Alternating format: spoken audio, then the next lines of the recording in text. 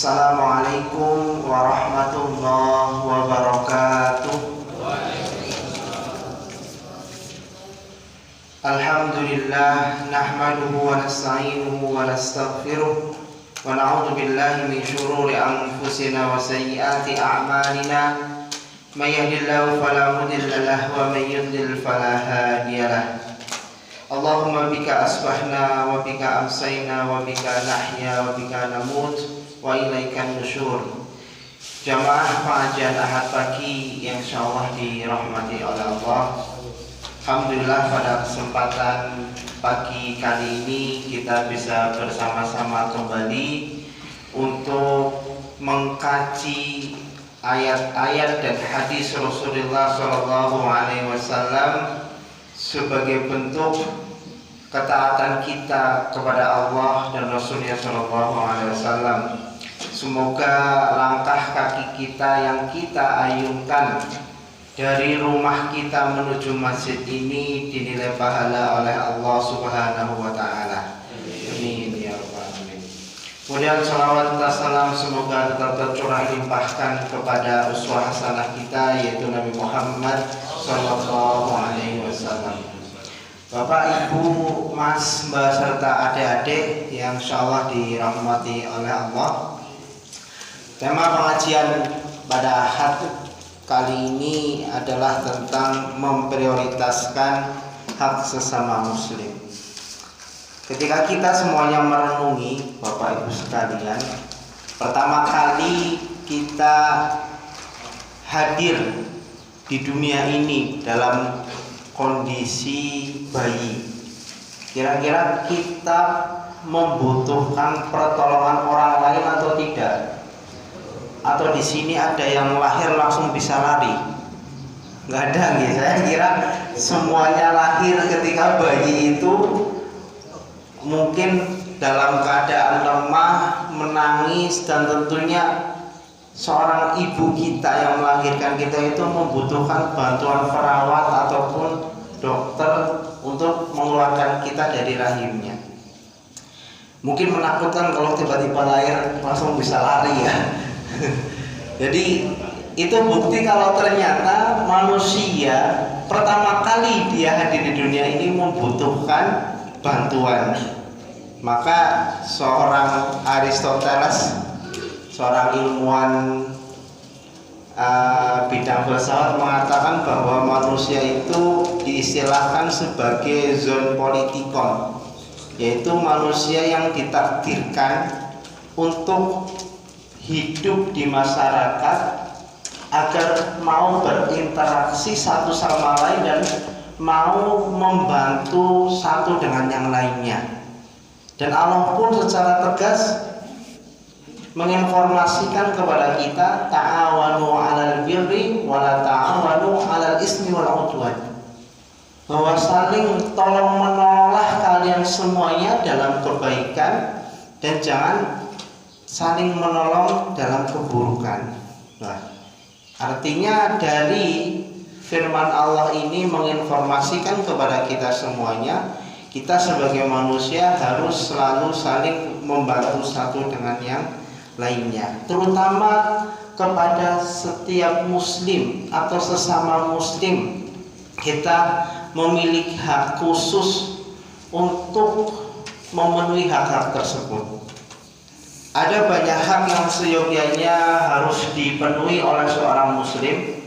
Kami bawakan satu hadis dari hadis yang diriwayatkan oleh Abu Hurairah, bahwa beliau mendengar Rasulullah SAW pernah bersabda, hakul muslimi 'alal muslimi khamsun.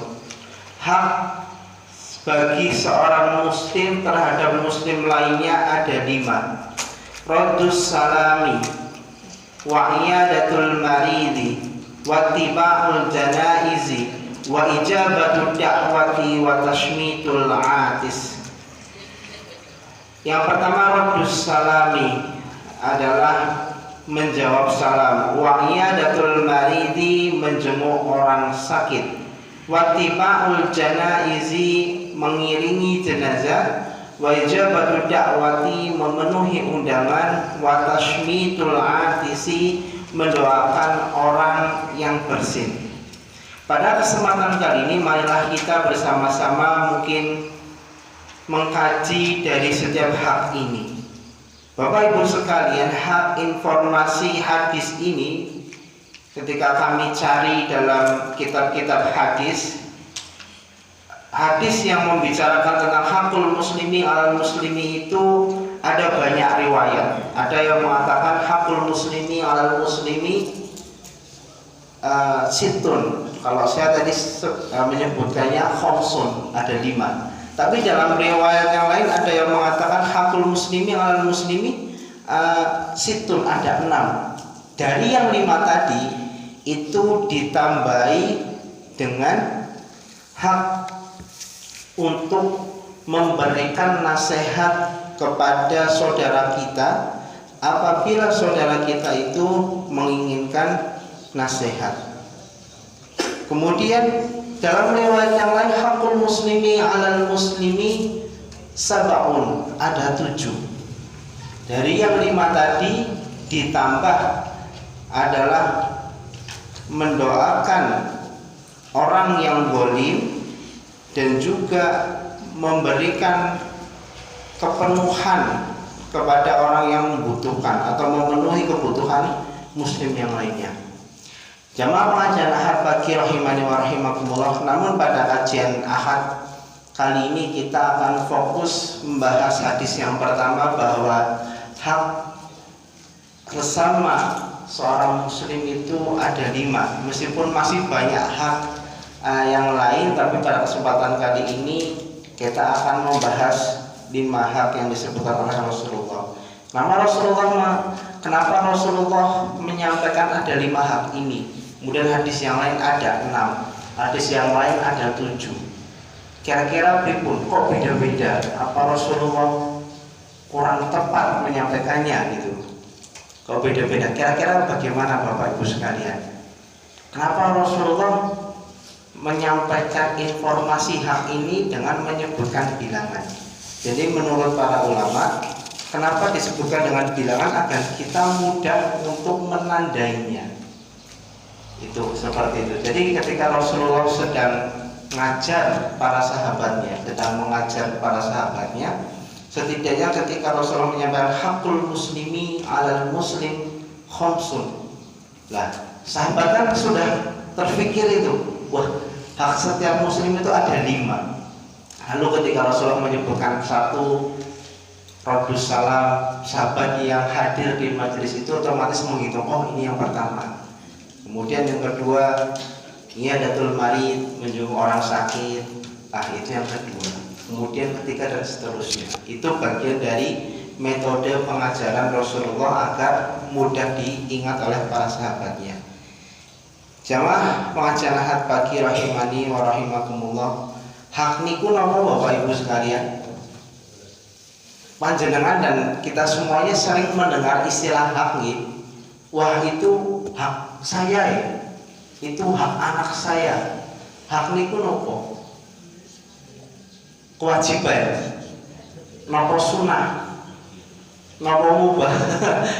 Hak itu gampangannya nggih Bapak Ibu sekalian, saya mengambil pendapatnya Ibnu Hajar al-Asqalani bahwa yang dimaksud hak sesama muslim ialah sebuah penekanan hukum bagi setiap muslim agar ia berusaha untuk melaksanakannya. Itu hak yang harus dilakukan. Jadi hukum ini harus diusahakan bagi setiap muslim siapapun itu untuk melaksanakannya. Bahkan ada yang mengatakan pendapat lain, hakul muslim itu sama saja hukumnya fardu kifayah. Apabila seseorang sudah mengerjakan, maka orang lain tidak perlu mengerjakan. Tapi kalau tidak ada orang yang mengerjakan di tempat tersebut, maka orang itu mendapatkan dosanya. Baik, yang pertama adalah radus salam. Hak seorang muslim adalah yang pertama menjawab salam. Semisal Bapak Ibu, saya menyampaikan salam kepada panjenengan semuanya. Assalamualaikum. Panjenengan jawabnya pripun? Waalaikumsalam toh. Napa waalaikumsalam warahmatullahi. Napa waalaikumsalam warahmatullahi wabarakatuh. Ya, yang benar yang mana Bapak Ibu? Nomor setunggal waalaikumsalam. Nomor kali waalaikumsalam warahmatullahi. Nomor 3 waalaikumsalam warahmatullahi wabarakatuh. Padahal saya mengucapkannya assalamualaikum. Kira-kira yang benar yang mana Bapak Ibu? Ya, semuanya benar. Semuanya benar. Jadi memang ada satu hadis ketika itu sahabat Salman Al-Farisi berada di samping Rasulullah. Kemudian Salman Al-Farisi itu mengamati Rasulullah ketika menjawab salam dari sahabat-sahabat yang lain. Pernah dijumpai oleh Salman Al-Farisi seseorang sahabat datang kepada Rasulullah dan orang sahabat ini datang kepada Rasulullah dan menyampaikan salam, assalamualaikum. Rasulullah menjawabnya waalaikumsalam warahmatullahi. Itu yang pertama. Kemudian orang kedua datang kepada Rasulullah menyampaikan assalamualaikum warahmatullahi. Lalu Rasulullah menjawabnya waalaikumsalam warahmatullahi wabarakatuh. Lalu orang ketiga datang kepada Rasulullah menyampaikan assalamualaikum warahmatullahi wabarakatuh. Rasulullah membalasnya dengan waalaikum atau waalaikumsalam warahmatullahi wabarakatuh, karena itu yang paling panjang. Jadi dengan perilaku Rasulullah seperti itu, sahabat Salman Al-Farisi ini heran, kok beda-beda ya jawabnya salamnya Rasulullah. Lalu ditanyakanlah kepada Rasulullah, kenapa engkau menjawab salamnya berbeda-beda wahai Rasulullah? Lalu jawaban Rasulullah kurang lebih adalah bahwa ketika seseorang datang kepadamu mengucapkan salam, maka lebihkanlah salam tersebut dengan salam yang lebih baik, berdasarkan firman Allah dalam Quran surat An-Nisa ayat 86, wa idza huyitum bi tahiyatin fahayyu bi ahsana minha aw rudduha innallaha kana ala kulli syai'in hasiba. Apabila kamu diberikan salam penghormatan oleh orang lain, fahayyu bi ahsana minha, maka jawablah, maka balaslah salam tersebut dengan salam yang lebih baik. Ya, artinya sebagaimana tadi ketika orang menyampaikan assalamualaikum, kalau bisa kita jawabnya lebih panjang lagi doanya, waalaikumsalam warahmatullahi itu. Sebagaimana kata Allah, wa idza huyitum bi tahiyatin fahayyu minha fahayyu bi ahsana minha, maka jawablah salam dengan salam yang lebih baik. Sesungguhnya innallaha kana ala kulli syai'in hasiba, sesungguhnya Allah Maha memperhitungkan segala sesuatu. Seperti itu. Ini Bapak Ibu semuanya, maka ketika ada orang menyampaikan salam kepada kita, kita balaslah salam itu dengan salam yang lebih baik. Karena salam itu doa yang luar biasa sekali. Berbeda dengan ucapan sapaan yang lainnya. Misal panjenengan ketemu teman di pasar pagi-pagi, teman panjenengan menyapa panjenengan dengan ucapan selamat pagi, itu teman yang pertama. Kemudian teman yang kedua mengucapkan assalamualaikum. Kira-kira panjenengan lebih senang yang pertama atau kedua? Kedua. Namun faktanya kira-kira di lapangan kita lebih senang mengucapkan assalamualaikum ketika ketemu tetangga kita, atau kita mengucapkan selamat pagi, atau mungkin bahasa Jawanya apa nih? Sugeng enjang ya apa gitu kan.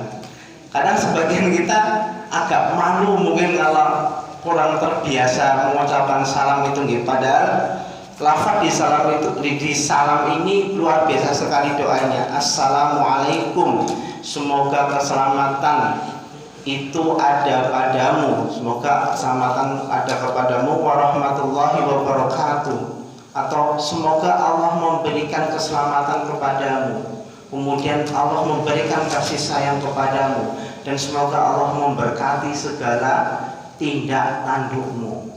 Luar biasa sekali ketika kita mengucapkan salam kepada orang lain. Dan Bapak Ibu sekalian, itu ketika sesama muslim. Namun ketika ada non muslim, pertanyaannya itu mengucapkan salam kepada kita. Misal ada Bapak Z nih, Bapak Z aja bertemu panjenengan, dialah Bapak Z ini adalah orang Kristen atau orang Yahudi, lalu mengucapkan salam kepada panjenengan, assalamualaikum warahmatullahi wabarakatuh, atau assalamualaikum, kira-kira panjenengan jawab pripun? Waalaikum, betul ya, malah dijawab katanya. Oke, betul. Waalaikum jawaban kita, atau waalaikum. Karena pernah kejadian juga seperti ini Bapak Ibu sekalian di zaman Rasulullah. Diinformasikan bahwa suatu ketika di zaman Rasulullah itu ada seorang Yahudi yang datang kepada sahabat, kemudian mengucapkan salam. Lalu sahabat ini bingung, gimana ya jawabnya. Lalu dicurhatkan kepada Rasulullah. Lalu kata Rasulullah, kalau ada seorang seperti itu jawab saja waalaikum. Karena orang Yahudi dulu ketika mengucapkan salam kepada seorang muslim itu seakan-akan sengaja diplesetkan. Dalam suatu hadis dikatakan, fa inna qala idza sallama alaikumul yahud fa inna ma yaqulu ahadukum assalamu alayka faqulu alayka. Kata Rasul seperti itu. Kalau orang Yahudi dulu itu ketika mau menyampaikan salam kepada seorang muslim itu tidak assalamualaikum tapi assalamu alayka, kebinasaan kepadamu, semoga kau binasa. Gampangnya seperti itu, assalamu alayka. Lalu kata Rasulullah, jawabannya gimana terus? Jawab aja wa'alaika, semoga balik dirimu, kayak gitu. Iya, semoga balik. Jadi ketika orang mendoakan buruk, ya kita kembalikan biar justru keburukan itu kembali kepadanya. Begitu juga ketika orang mendoakan kita baik, kita doakan baik juga biar semuanya mendapat kebaikan. Seperti itu ya. Jadi untuk masalah salam, yang pertama, ketika ada orang menyampaikan salam kepada kita, kita wajib menjawabnya. Ya, karena melafalkan salam itu hukumnya sunnah, tapi menjawab salam itu wajib. Nah, gitu ya Bapak Ibu sekalian, itu yang pertama. Kemudian yang kedua adalah menjenguk orang sakit. Itu sesuatu yang ditekankan oleh Rasulullah SAW agar diperhatikan. Bahkan Imam Bukhari secara khusus, seorang pelewat hadis, khusus memberikan bab khusus tentang Iyadatul Marid di dalam kitab Sahihnya Al-Bukhari, yang artinya bahwa hak ini menjadi hak penting untuk diperhatikan bagi setiap orang muslim. Bapak Ibu sekalian rahimani wa rahimakumullah, ada sesuatu adab yang mungkin harus kita perhatikan menjenguk orang yang sakit. Pertama mungkin waktunya nih. Jadi ketika kita mau menjenguk orang sakit, kondisikan atau sesuaikan waktunya adalah ketika waktu orang sakit ini sedang tidak istirahat. Jangan sampai kita menjenguk seorang sakit pada waktu malam-malam ketika orang sakitnya sudah ngantuk berat gitu kan, malah bisa jadi tambah sakit gitu. Jadi kita harus sesuaikan waktunya, entah mungkin di siang hari, sore hari, atau waktu yang kita pastikan atau kita meminta informasi dari pihak keluarganya kapan kira-kira bisa dijenguk. Kemudian ketika kita menjenguk orang sakit, kita seyogianya adalah mendoakan agar bisa segera disembuhkan oleh Allah atau diangkat penyakitnya oleh Allah.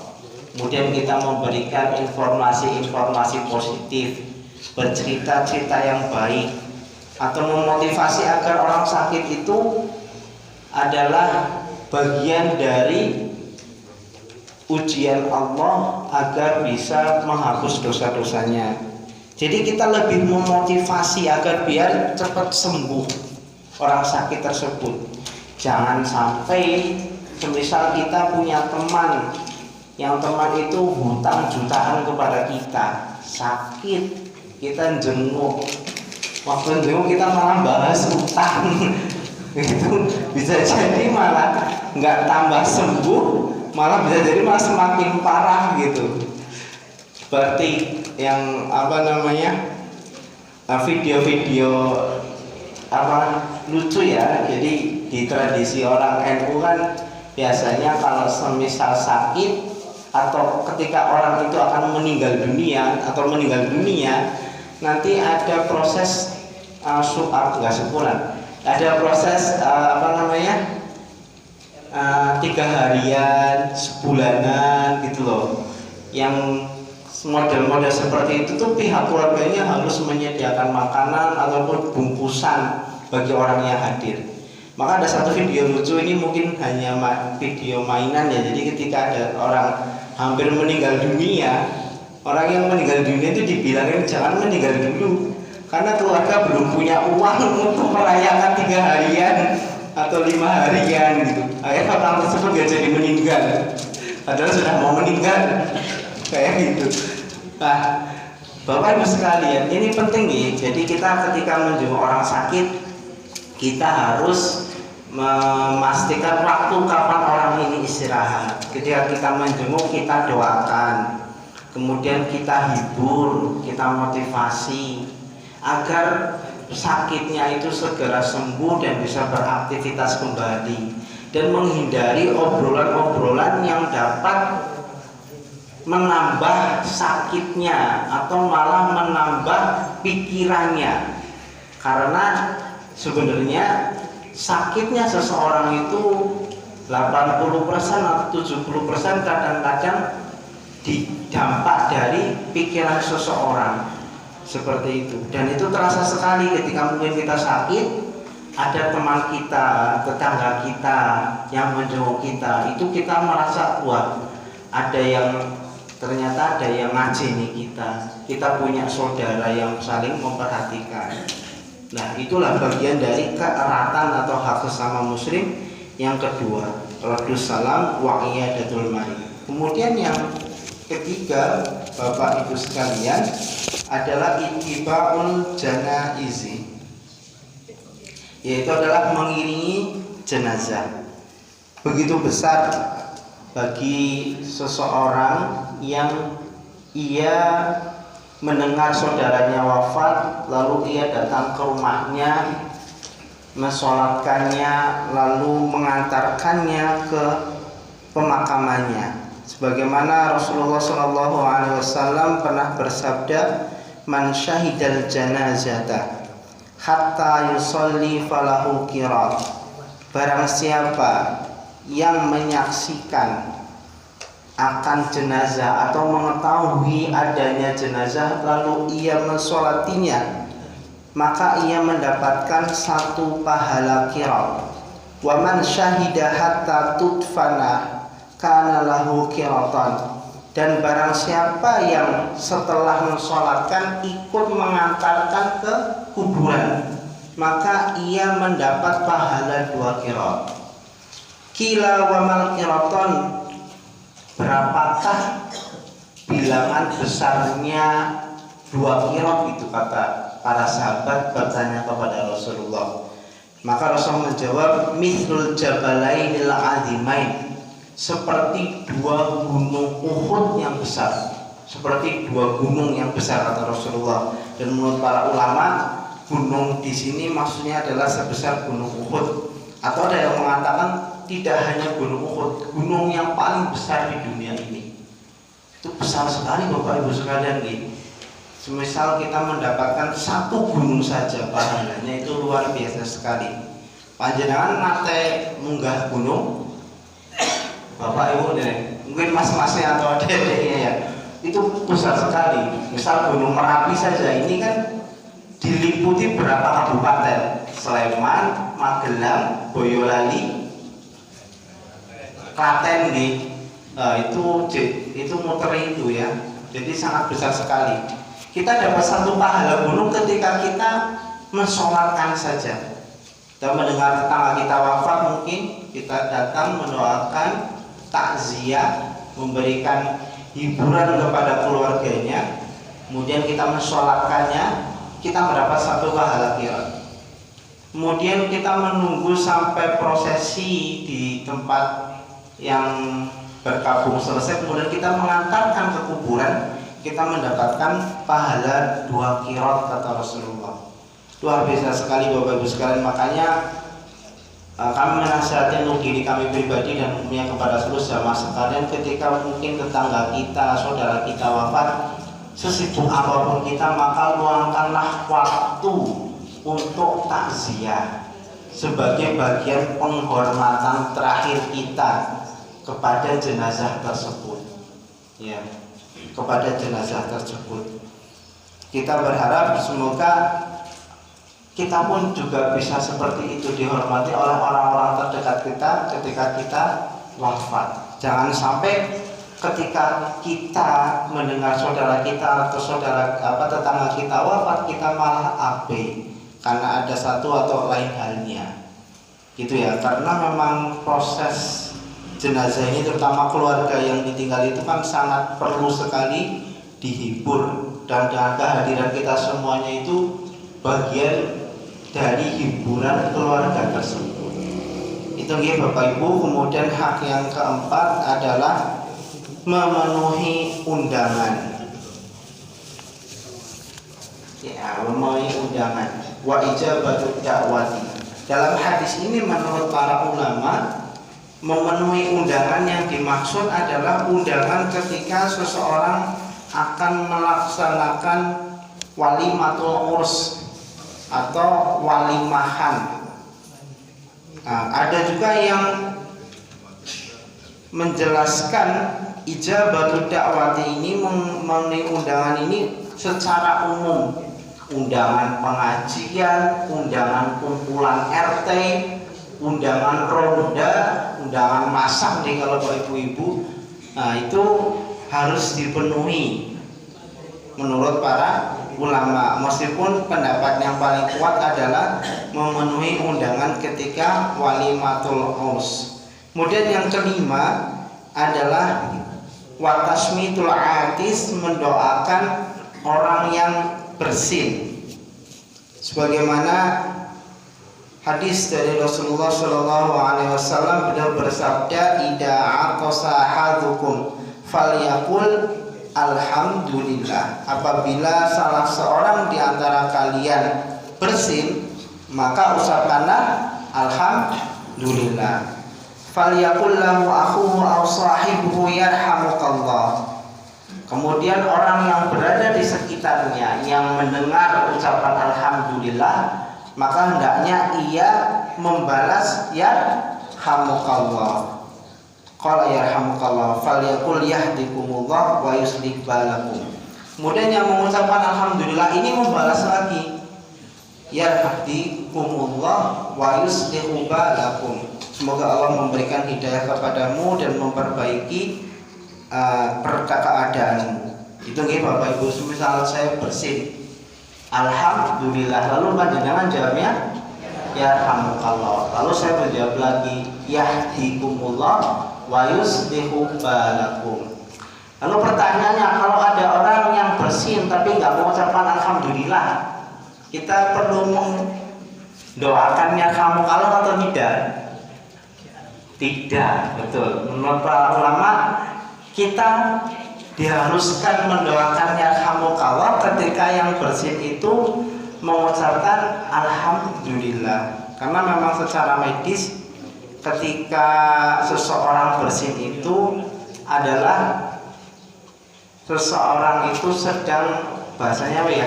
Jadi ada satu organ tubuh kita yang namanya velia atau ailia yang ada di hidung kita, dan mungkin bisa dikoreksi. Jadi organ ini atau panca ini ketika ada virus akan masuk ke dalam hidung itu difilter. Difilternya apa? Ya dengan bersin itu. Dengan bersin maka virus itu tidak jadi masuk. Makanya seorang muslim ketika sudah bersin itu disunahkan mengucapkan alhamdulillah itu karena virus tidak jadi masuk. Tersaring oleh satu organ yang bernama velia tersebut. Nah, lalu orang yang lain mengucapkannya. Kalau bersin-bersin terus, berarti pripun? Wah, itu harus diperiksakan berarti karena sudah sakit, sudah jadi ya. Ngomong kita dekat TKU. Pripun? Oh, enggak. Jadi memang menurut ulama menjawabnya itu batasnya 3 kali. Jadi alhamdulillah yarhamukallah. Bersin lagi nih.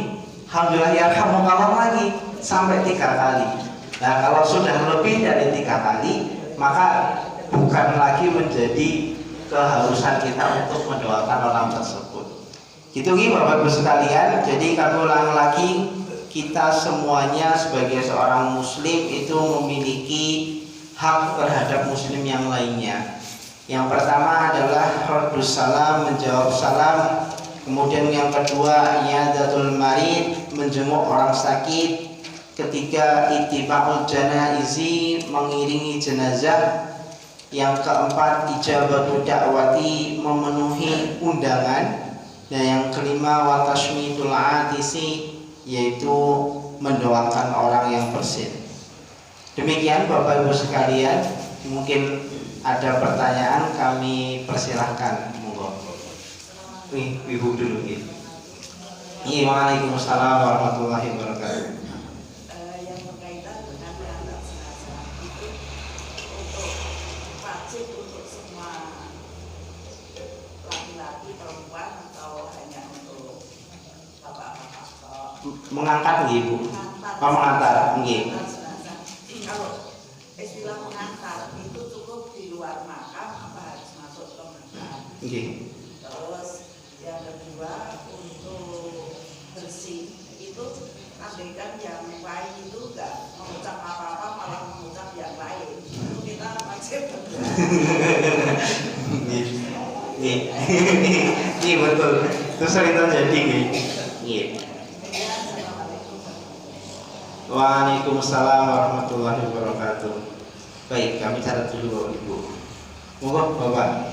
Assalamualaikum warahmatullahi wabarakatuh. Waalaikumsalam warahmatullahi wabarakatuh. Tadi pertanyaan yang kedua saya kurang begitu dunia, mungkin sama atau enggak ya?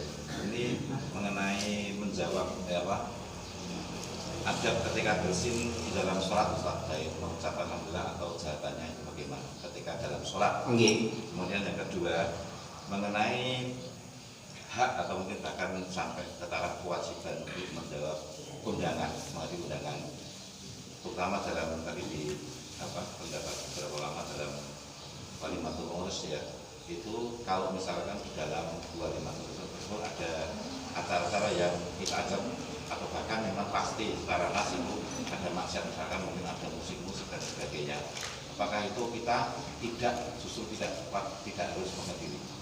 Itu yang kedua. Kemudian yang ketiga, adab salam ketika di grup WA, Ustaz. Kaitannya mungkin tadi disampaikan pertama mengenai fardu kifayah tadi ya. Itu jawabannya bagaimana? Terus kemudian ketika ada seorang Ustaz misalkan menyampaikan sebelum menyampaikan materi mengucapkan salam, kalau ada yang tidak menjawabkan, yang tidak apa-apa ya berarti. Iya. Sudah. Baik. Assalamualaikum warahmatullahi wabarakatuh. Waalaikumsalam warahmatullahi wabarakatuh.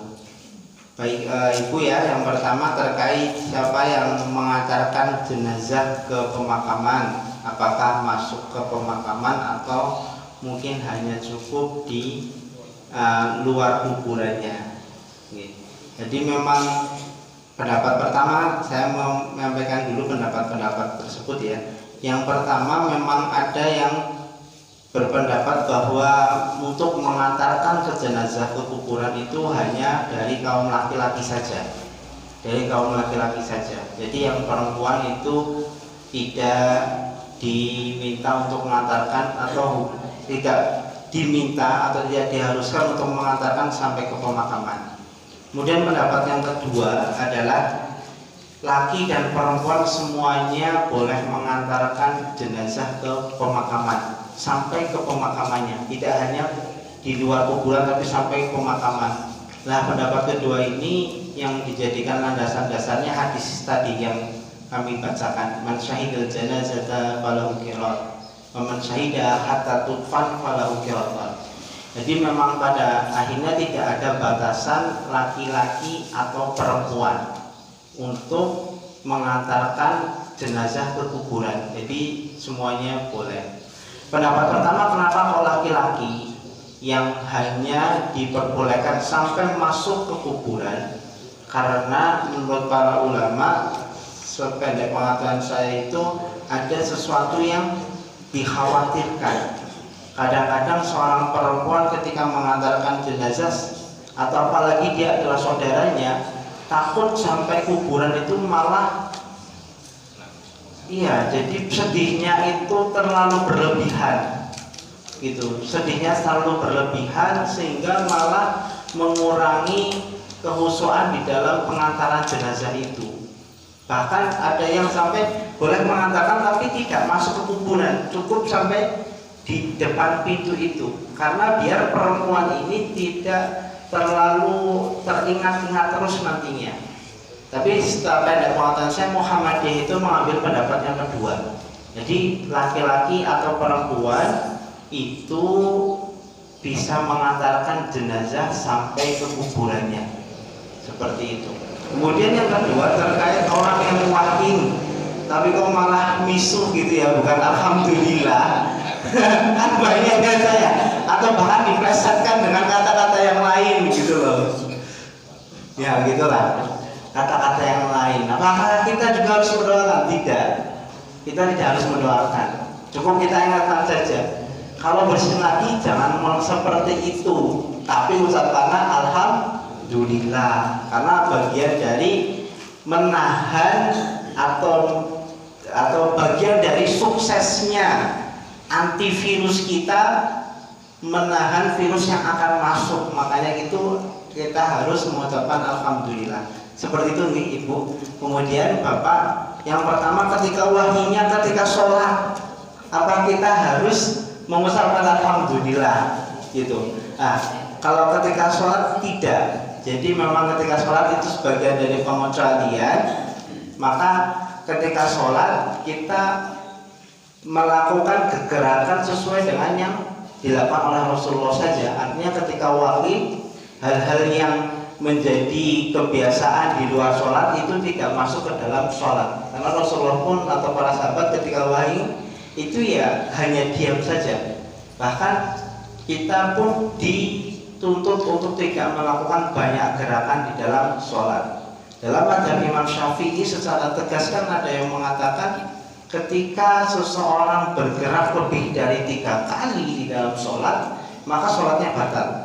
Tetapi Muhammadiyah memahami hadis untuk tidak melakukan banyak gerakan di dalam sholat itu adalah gerakan yang, maksudnya gerakan di sini adalah gerakan yang reflektif atau mungkin gerakan yang secara alami. Ya, itu bukan dari bagian dari gerakan. Mohon maaf.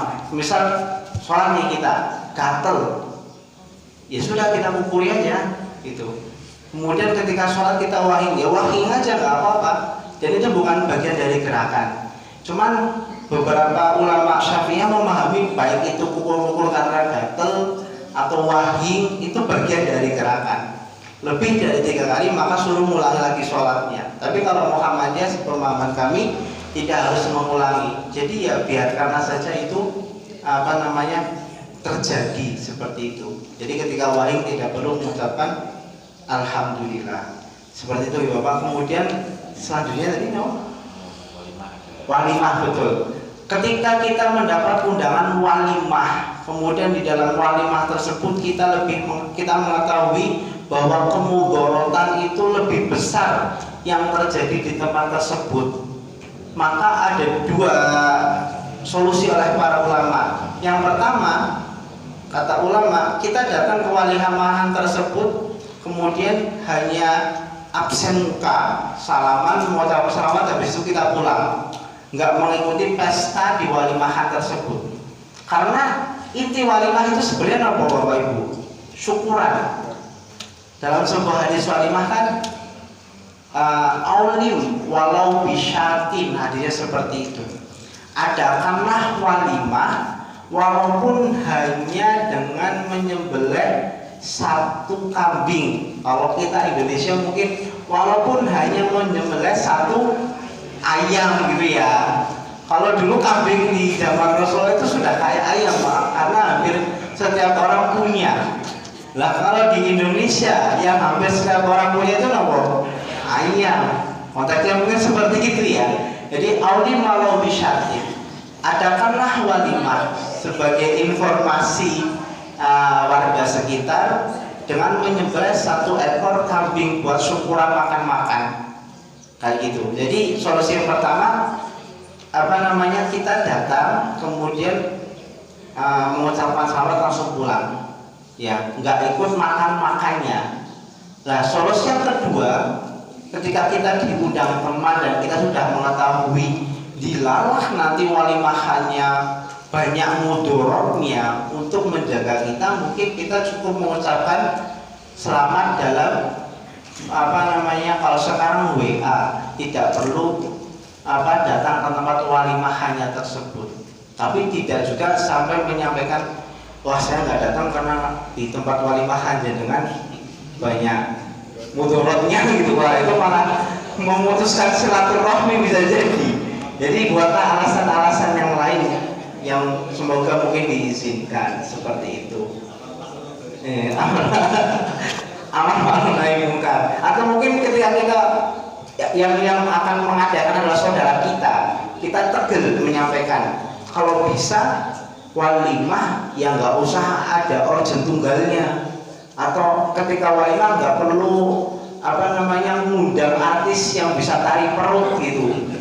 Wah kayak gitu. Kalau kita tegel menyampaikan itu lebih baik Bapak. Jadi karena memang walimah itu adalah urusan kita syukuran mengundang orang untuk makan-makan, ya cukup itu saja.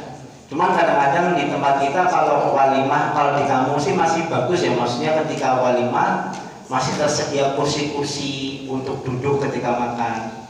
Yang kadang kita sediakan itu di gedung-gedung besar, makanannya di mana-mana, tapi tempat duduknya nggak ada, gitu loh. Jadi orang makan berdiri semuanya, atau kebanyakan berdiri karena tempat duduknya sedikit. Gitu nih Bapak Ibu sekalian. Terakhir ngomong tadi sudah ya? Salam di WA sama sih. Oke, salam di WA. Jadi kita diwajibkannya salam atau menjawab salam adalah ketika kita bertemu secara langsung. Kalau salam di grup itu berbeda. Jadi dalam hadis yang lain adalah fa'idza laqitumul muslim fasallimhu. Apabila engkau bertemu seorang muslim, maka ucapkanlah salam. Kata hadis riwayat Bukhari yang lain seperti itu. Jadi syaratnya ketemu nih Bapak Ibu sekalian. Nah, kalau nggak ketemu itu tidak diharuskan menjawab salam itu, terutama salam di grup. Tapi berbeda ketika salamnya itu salam jabri pribadi. Ya, kalau jabri pribadi berbeda dengan grup. Karena jabri pribadi itu ada yang menyamakan dia seperti orang yang sedang bertemu atau orang berhadapan secara langsung ketika pribadi. Kalau yang di grup objeknya kan banyak orang seperti itu. Tapi memang lebih baiknya untuk mencari titik aman ya dijawab saja. Tidak apa-apa ketika ada orang yang menyampaikan salam di dalam WA, karena insya Allah salam itu bagian dari doa.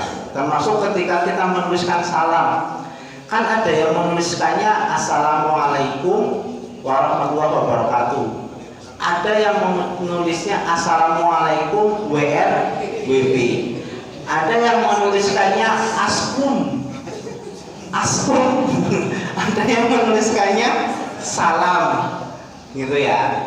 Ya kita bacanya ya Assalamualaikum saja, tidak lantas mengikuti singkatan-singkatan yang bervariasi itu gitu. Gitu. Ada juga cuma es toh. Es itu maksudnya apa gitu kan? Es krim, es teh atau es jeruk? Kayak gitu. Ya yang penting kita membacanya ya lafadznya adalah lafadz doa. Seperti itu nih Bapak Ibu sekalian, karena melihat waktu sudah cukup lama di jam 7 juga. Kami ucapkan terima kasih. Marilah kita berdoa kepada Allah, semoga kita selalu diberikan kesehatan dan kekuatan untuk terus mengkaji ilmu Allah dan Rasulnya Shallallahu Alaihi Wasallam. Lebih dan kurangnya kami mohon maaf. Wassalamualaikum warahmatullahi wabarakatuh.